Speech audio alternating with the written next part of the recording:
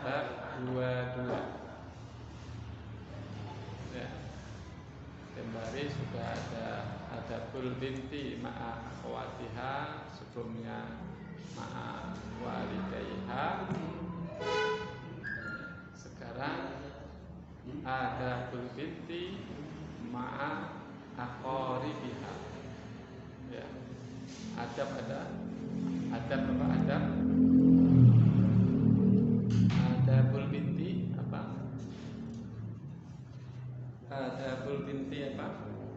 Adab Ya, etika anak perempuan ma aqaribiha. saudaranya. Aqaribiha. Aqarib. Halaman 24. Ya. Ma'a aqaribiha. Ya, jadi sahabatnya aqarib. Akriba sama dengan akriba. Dawil qurba. Aqarib itu jamak dari qarib. Teman Qarib. baik, teman dekat. Qarib, coba cari di kamus. Aqarib. Tapi nulisnya benar ya. Kalau nulisnya enggak benar, ganti HP. Aqarib. Aqarib. Aqarib. Adabul binti ma'a aqaribiha. Adabul binti ma'a aqaribiha. Temu? kaum kerabat. Iya, sanak kerabat. Aqarib. Kata tunggalnya qarib, dekat. Qarib itu dari bahasa Arab. Dekat. Kalau kita kan qarib itu teman ya. Iya. Qarib itu teman. Ini Teman dari dekat. qarib. Jadi mestinya qaf jadi K. K, artinya pun berubah. Teman karib gitu. Padahal yang dimaksud dekat itu adalah sanak kerabat. Ya, sanak kerabat. Sanak kerabat. Ya, jadi jamaknya aqarib atau aqriba. Ya, jadi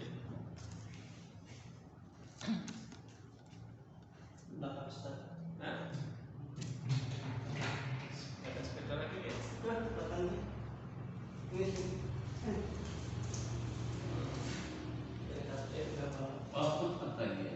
Jadi ini ada harus dihafal ya. Qarib, qarib jamaknya aqriba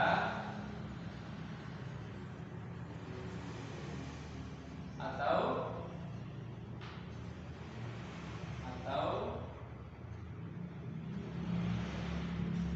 aqarib. Ini harus dihafal. Jadi qarib sanak kerabat, family ya bahasa kita. Jadi lucu juga ya. Kerabat dari bahasa Arab, family dari bahasa Inggris. Indonesia itu hebat. Indonesia itu dari mana? Family. Eh? Family ya. Iya. Kemarin bahasa Arab juga itu ya. Eh? Padahal family bahasa Arab, bukannya bahasa Arab. juga. Bahasa Inggris kan, family kan bahasa Inggris. Jadi Indonesia itu begitu, bisa ngambil dari sana sini. Oh iya iya. Dari bahasa Inggris ambil juga family, dari bahasa Arab sanak kerabat. Qarib. Jadi kata tunggalnya qarib, jamaknya bisa aqriba atau apa? Aqarib. Ya. Baik. Nomor 1, al-bintul aqilatu tuhibbu wa tahtarimu aqaribaha. Al-bintul aqilah apa? Al-bintu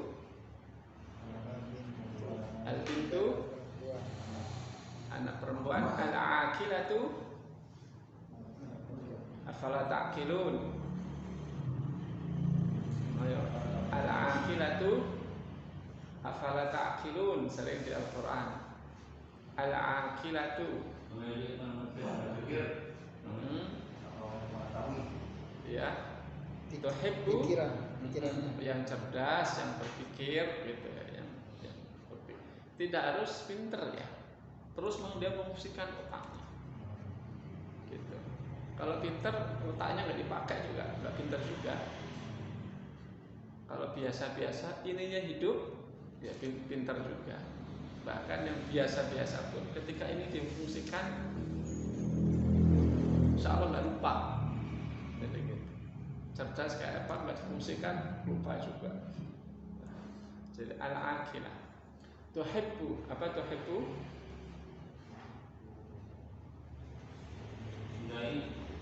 Mencintai, wa tahtarimu,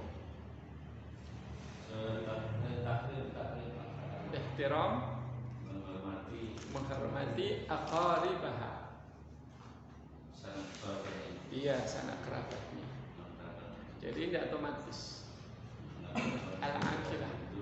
Jadi al-bintul aqilatu, anak perempuan, ya, gadis ya, ini anak perempuan ya, tuhib al-aqilah, yang bukan cerdas ya, berpikir gitu ya, yang berpikir gitu, yang terus memfungsikan pikirannya gitu, lebih pada fungsi yang tahu gitu ya. Tuhibbu, dia mencintai. Wa tahtarimu, menghormati aqaribaha, aqaribah, sanak kerabatnya ya, karena ada persinggungan darah dengan mereka, ada persinggungan darah dengan mereka. Siapa mereka? Kajaddiha, seperti misalnya kakeknya.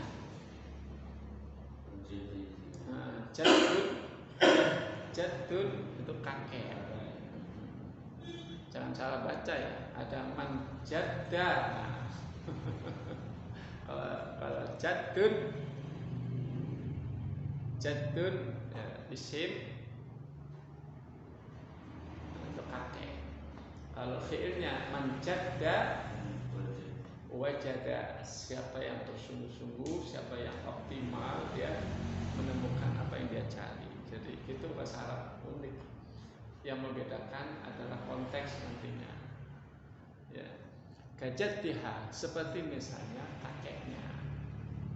Apalagi kakek itu adalah kalau dalam faraid itu dia statusnya al-usul, asal usul nasab. Wajaddatiha, ya, dan neneknya. Jadi ingat, jaddun kakek, tinggal ditambahi tak marbutoh jadi nenek. Wa a'mamiha, paman, jamak dari amun. Amun. Nah, amun itu paman tapi dari jalur ayah. Jadi beda-beda. Beda. Jadi paman dari jalur ayah. Wa akhwaliha. Akhwal itu paman dari paman dari jalur ibu. Kalau a'mam itu kata tunggalnya amun. Kalau akhwal dari khalun, ya, khalun, jamaknya akhwal. Wa aulatihim, dan anak-anak mereka, berarti statusnya apa? Anak-anak paman itu sepupu gitu. Jadi a'mam yaitu jamak dari amun, tapi paman ya, dari jalur laki. Wa akhwaliha, dan paman dari jalur ibu. Wa auladihim, dan anak-anak mereka.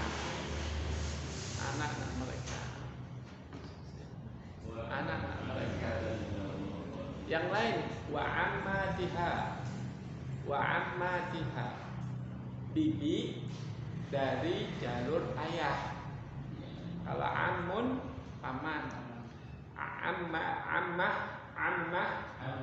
pakai tasdid ya, ammah. Jadi kalau ini kan jamak, wa ammatiha, dan bibinya dari jalur ayah, wa khalatiha, dan bibinya dari jalur ibu.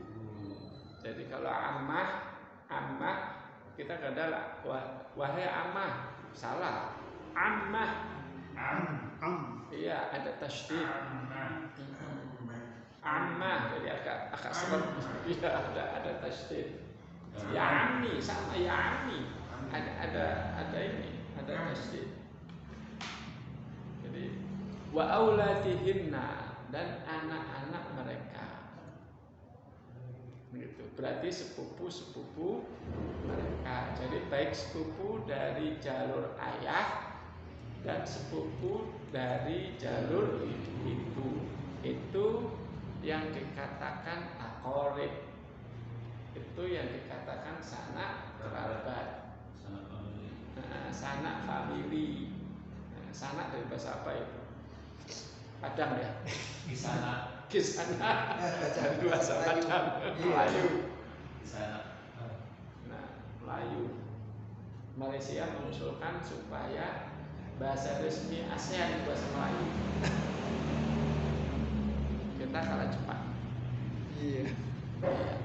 Jadi itu. Jadi sekarang kita tahu yang dimaksud dengan sanak kerabat, ya, meskipun sini tidak dibedakan ya. Pertama dari jadun, jadi seperti kakek, dia asal usul nasab kita. Wajaddatiha, ya, wajaddatiha, ya, baik ini kakek dari jalur ayah atau dari jalur ibu. Begitu juga nenek, jaddah dari jalur ayah atau jalur ibu. Nah, kalau anak dengan kakek, nenek, ya itu udah biasa. Apalagi karena mereka disayang. Ya, apalagi selama kecilnya dirawat oleh kakek neneknya. Iya, karena cucunya. Wajar nanti seorang anak baik anak laki perempuan mencintai kakek, nenek dan kakek dan neneknya. Kenapa? Dia mendapatkan cinta dari mereka, dan bisa jadi cintanya mereka kakek nenek itu melebihi dulu cinta yang Semua orang tuanya. Iya, diterima oleh orang tuanya. Nah, tapi wajar.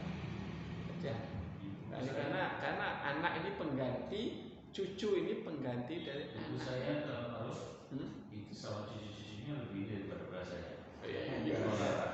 Gak usah baper. Cucu-cucunya bukan ini banget. Iya, gak usah baper. Sama dia nggak punya apa ya? Kan dimandiin set. Mandi saya nggak mau. Sama Denny, mana saya yang laki-laki. Takut di sini. Iya. Karena ada faktor kedekatan. Lebih dekat lagi masalah lebih dekat. Karena ada faktor kedekatan. Ya, ada faktor kedekatan. Ada kedekatan secara emosional. Dia dirawat. Ada kedekatan secara emosional. Dan ada yang bilang bahwa kenapa ada faktor kedekatan emosional? Karena kakek nenek itu ya pikirannya juga udah sedikit agak berubah. Ini sisi-sisi dia bukan lagi, kalau bapak itu sisi-sisi ubuah, sisi-sisi ubuah, sisi-sisi kebapakan. Nah, kalau ibu sisi umumah, sisi-sisi keibuan. Nah, kakek nenek itu levelnya naik lagi. Makanya kakek nenek itu jiwa rahmahnya itu tinggi. Iya, jiwa rahmahnya lebih tinggi. Pengalamannya lebih. Iya, karena terkait dengan pengalaman, apalagi terkait dengan nanti faktor kesibukan orang tuanya ya. Jadi jadi dia bertambah. Udah gitu kecenderungan anak itu lebih dekat dengan sejauh mana kepada orang yang memberikan perhatian pada dirinya, dan itu dia dapatkan dari kakek dan nenek otomatis. Makanya wajar nanti cucu memanggil kakek itu bapak atau ibu pada nenek. Dan tidak salah juga ketika kakek nenek memanggil cucunya itu anak. Ini anak. Karena Rasulullah sendiri memanggil Hasan itu ya ibni. Iya, enak memanggil cucu. Karena Rasulullah sendiri memanggil Hasan Husain itu anak. Ada ibni, ini anakku. Dan juga tidak salah ketika dia memanggil tadi bapak. Ya, jadi karena tadi cucu itu mendapatkan perhatian itu dari kakek neneknya. Kan apa ya, bisa jadi orang tuanya sendiri ya banyak pergi kan, apalagi seperti itu. Makanya nanti banyak akhirnya nanti sampai gede sekalipun nanti anak ini lebih dekat dengan kakek dan neneknya. Meskipun nanti dalam psikologi nanti ada perbedaan anak yang tumbuh dalam asuhan kakek nenek dengan dalam asuhan orang tuanya. Ada tinjauan psikologis yang berbeda. Ya, itu. Jadi gajatiha seperti misalnya kakeknya, wajadatiha dan neneknya. Jadi bahasa Arab itu enak, tinggal tambah kurangi tak makuto selesai. Ya, saudara laki wa akhun, saudara perempuan ukhtun, kakek jadun, nenek jadatun. Tinggal menghafalnya aja. Hah? Tinggal Aman jamak dari amun. Jadi dan paman-pamannya. Karena banyak ya, tergantung nanti ini, ya, jumlah keluarga di sana. Kalau Pak Itu kan sebutan kita aja. itu sebenarnya sama aja ya. Pak Ade di kita kan umum, baik dari jalur. Kalau Pak Ade kan Pak Ade itu kan pada paman yang di atas iya. orang tua kita. Itu serang dia. Nah, kalau bahasa Arab sama aja, mau di bawah mau di atas, selagi dia dari jalur ayah, dia amun. Kalau kita kan, kalau untuk bibi ada bule, ada bude, bule. Kalau bude kan ada di atas. Nah, ada pak de, ada pak le yang di bawah kan. Ada bude, ada bule. Bahasa Arab enggak.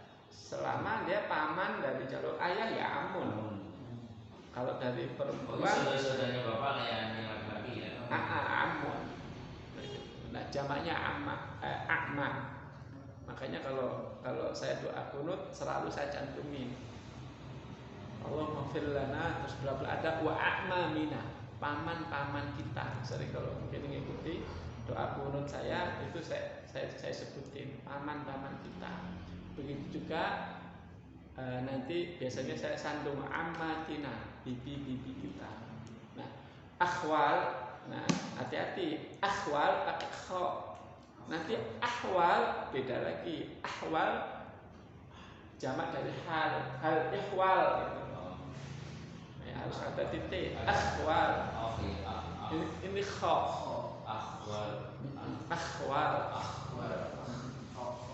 Akhwal nanti harus kho wa akhwalina, dan paman-paman dia dari jalur ayah. Jadi gitu ya. Jadi semuanya, jadi mereka mendapatkan cinta dan ihtiram dari anak. Wa aulatihim dan anak-anak mereka, yaitu sepupu-sepupu mereka. Nah, begitu juga wa ammatiha, dan bibi-bibinya dari jalur ayah, wa khalatiha, dan bibi dari jalur ibu, wa auladihinna, dan anak-anak mereka, jadi sepupu-sepupu mereka. Amalan biqaulihi ta'ala, karena mengamalkan firman Allah Subhanahu wa ta'ala, wa bil walidaini ihsana wa bidzil qurba. Ya, di surah apa? Ada ingat kan? Surat apa? Ini sering saya ini. Ya.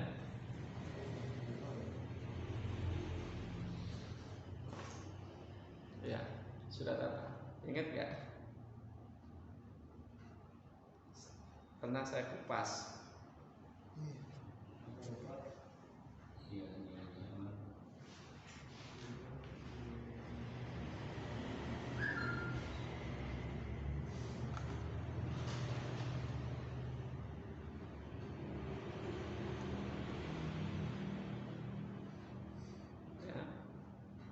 Di surah An-Nisa ayat 36. Wa'budullaha, ya, 36.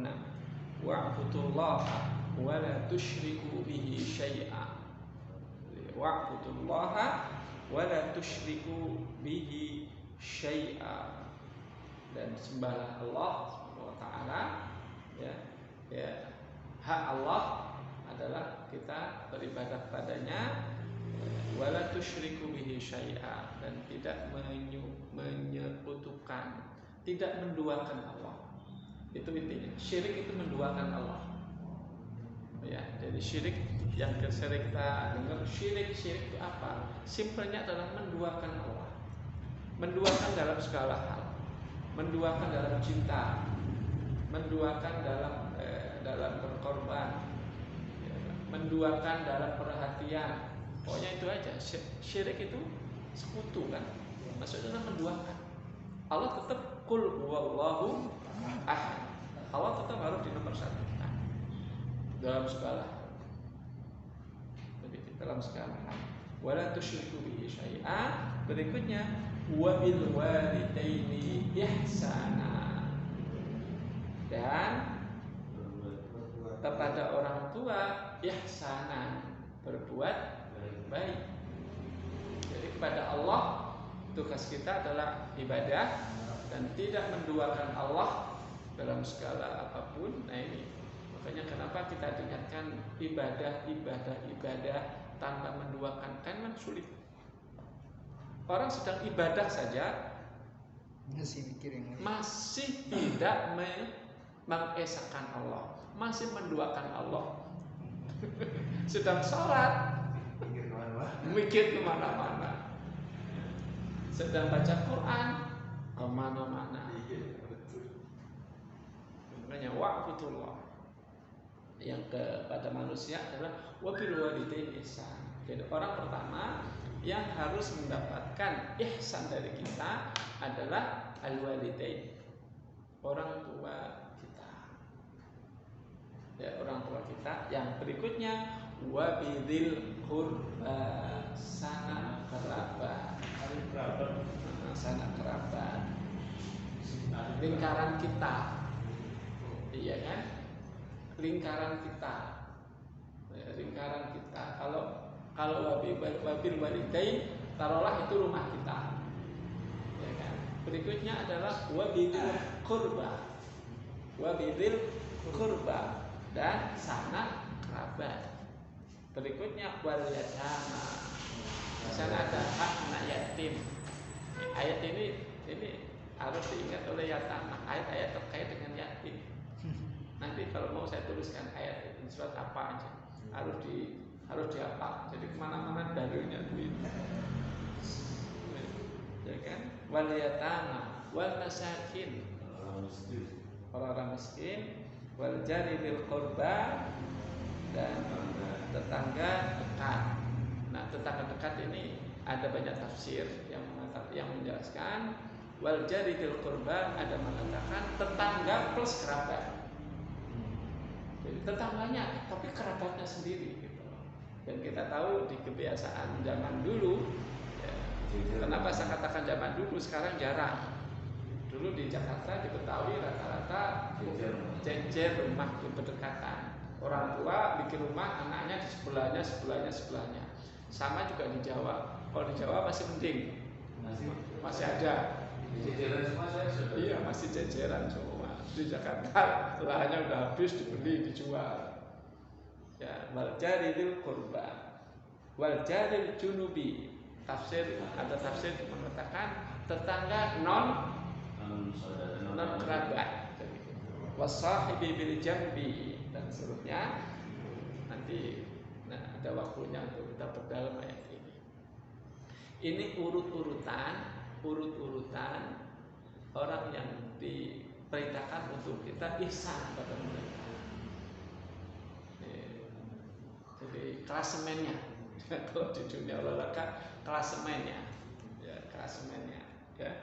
ya satu orang tua, ya, kedua sanak kerabat. Sanak kerabat pun juga ada urutannya, kakek, nenek, paman, sepupu, macam-macam. Ya, seterusnya dan nanti urutan di luar sanak keluarga yang menduduki peringkat pertama adalah anak yatim. Kenal orang tuanya atau tidak? Ya kan? Kenal orang tuanya atau tidak? Ya, anak yatim berhak mendapatkan kebaikan dari kita. Begitu juga dari masakin.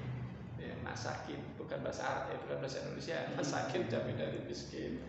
Dan nanti wal jari dil qurba wal jari junubi wasahibi bil jambi wa bin sabil wa ma malakat aymanukum. Jadi orang mukmin itu kebaikannya tidak pernah habis. Stok kebaikannya itu banyak. Ya, stok kebaikannya banyak. Dia bisa berbuat pada si A, insya Allah bisa berbuat baik pada si B. Insya Allah dia juga bisa berbuat baik pada si C dan seterusnya. Tapi ketika dia tidak bisa berbuat baik kepada si A, sulit rasanya dia bisa berbuat baik kepada si B dan seterusnya. Dan perbuatan baik itu menunjukkan kebaikan seseorang. Saya baca ada Rasulullah ucapan dari Malik bin Dinar. Ya, beliau mengatakan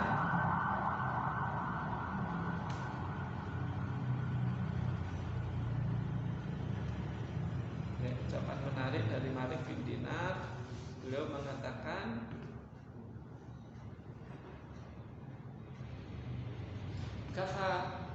kafa bil mar'i syarran alla yakunu salih. Ini ucapan Malik bin Dinar, saya baca tadi pagi. Jadi kafa bil mar'i syarran, cukuplah seseorang itu dikatakan jahat. Kapan? Jahat berarti kan nggak baik. Jadi kan jahat berarti kan nggak baik. Jadi ini cukup, jadi udah nggak perlu tanya, tidak perlu diselidiki, ya, tidak perlu ditanya kemana-mana. Sudah jelas tandanya. Apa kata Malik bin Dinar? Jadi kafa bil mar'i syarran alla yakuna salih. Cukup seorang itu dikatakan jahat, jelek. Kapan? Ketika dia tidak bisa menjadi orang yang soleh. Sudah cukup. Dia nggak soleh itu udah jahat. Jadi nggak soleh, jadi nggak bisa. Masih berargumen berdalih saya orang baik, gitu, nggak bisa. Perilaku Anda yang tidak soleh itu sudah menunjukkan Anda itu tidak soleh, udah jahat, udah buruk. Jadi Allah yakuna soleh, dia tidak bisa menjadi orang soleh, itu sudah jahat. Kedua, kerjaannya itu adalah wayaqa'u fis sholihin, sering menyerang orang-orang soleh. Nah itu bukti bahwa orang itu tidak soleh. Orang membenci orang soleh bukti bahwa dia tidak soleh. Semalam setelah terawih saya katakan, yang semalam yang mungkin Pak Tresna yang tahu, yang lain berhalangan. Cukuplah sebagai sebuah kebaikan. Cukuplah sebagai sebuah kebaikan ketika kita menilai kebaikan orang, meskipun kita belum bisa melakukan kebaikan itu. Jadi cukuplah kita jadi orang baik kapan? Ketika kita bisa menilai kebaikan seseorang atau bahkan memuji kebaikan orang lain. Sudah tidak baik ngomentari, tidak nyinyir. Iya, nyinyir. Ini semalam saya jelaskan lanjutan dari perilaku orang munafik. Semalam saya jelaskan perilaku orang munafik itu nyinyir, suka nyinyir, lihat kebaikan orang itu nyinyir. Itu menarik, itu baru saya baca lagi. Malik bin Dinar, kafa bil mar'i syarran alla yakuna sholihan. Cukup orang itu dikatakan buruk, jahat, kapan? Alla yakuna sholihan. Dia tidak bisa menjadi orang soleh. Ini artinya apa? Bahwa kesolehan itu bisa kita bentuk. Orang tidak bisa terpaku pada alasan saya begini. Nah, kenapa begitu? Nah, mungkin kita tanya seperti itu. Kenapa begitu?